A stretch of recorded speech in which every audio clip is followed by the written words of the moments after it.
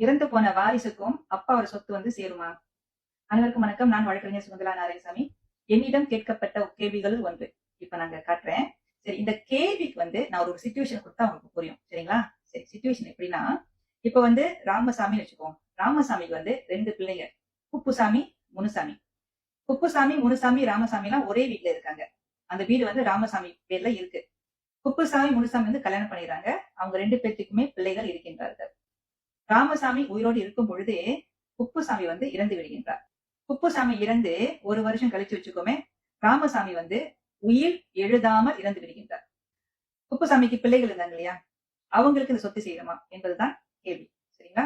தீபகற்ப மலேசியாவில முஸ்லிம் அல்லாதவர்கள் உயிர் எழுதாமல் இறந்து விட்டார்கள் என்றால் டிஸ்ட்ரிபியூஷன் ஆக்ட் 1958 அந்த ஒரு சட்டம் செயல்படும். சரி, அந்த சட்டத்தின் கீழே பார்த்தீங்கன்னா இறந்தவர்களின் வாரிசு தான் சொத்து போய் சேரும். யாரு பலன் அடைவார்கள் என்றால் அந்த இறந்தவர்களின் வாரிசு. அது வந்து இஷ்யூ அப்படின்னு குறிப்பிட்டிருக்காங்க.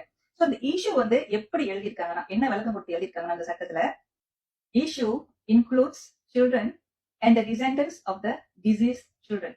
அங்க என்ன குறிப்பிட்டிருக்கின்றார்கள் என்றால், இஷ்யூ என்பது, அதாவது இந்த வாரிசு என்பது இறந்தவர்களின் பிள்ளைகள் மற்றும் மற்றும் வம்சம், அதாவது அந்த மரபணு வழி வருகின்ற வாரிசுகள், வம்சாவளின்னு சொல்லுவாங்க இல்லையா. அதாவது இப்ப வந்து தாத்தானா பேரப்பிள்ளைகளையும் சாரும். சரிங்களா? ராமசாமியோட சொத்து வந்து முனுசாமிக்கும் அவருடைய பிள்ளைகளுக்கு மட்டும் சேரணும்னு இல்ல. சரிங்களா?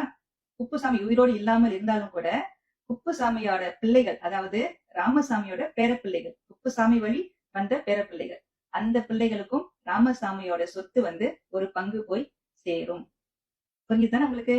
சமீபத்துல வந்து ரிப்போர்ட்டட் கேஸ் இருக்கு. அதாவது கன்காஃபட் and another versus தன்யின். இது வந்து 2023 2023 வந்து ரிப்போர்ட் பண்ண கேஸ். அந்த வழக்குல வந்து இப்ப நான் சொன்ன விஷயத்த வந்து வெலிடேட் பண்ணிருக்காங்க பெடரல் கோர்ட்ல.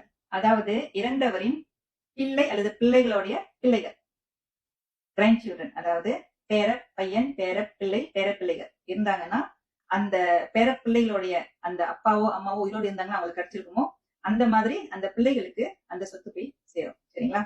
உங்களுக்கு புரிஞ்சிருக்கும்னு நினைக்கிறேன். புரியலன்னா நீங்க வந்து மெசேஜ் அனுப்புங்க, கேள்வியா கேளுங்க.